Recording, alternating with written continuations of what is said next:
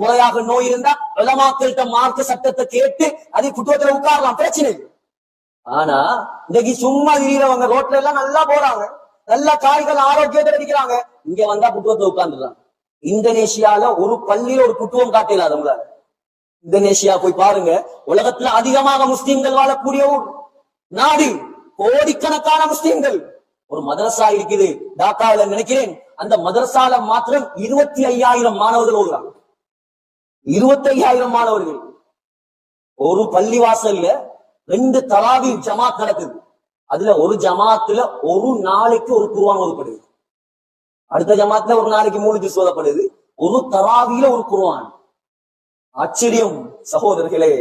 இங்க என்னண்டா எல்லா இடத்துலயும் புத்துவங்கள் கூடிட்டு, முறையாக நோய் இருந்தால் உலமாக்கள் அணுகி சட்டத்தை கேட்டு உட்காரலாம், அல்லாஹ் தொழுகையை கபூல் செய்வான். அது இல்லாம யாருக்கெல்லாம் நிக்கிறதுக்கு சக்தி இருந்து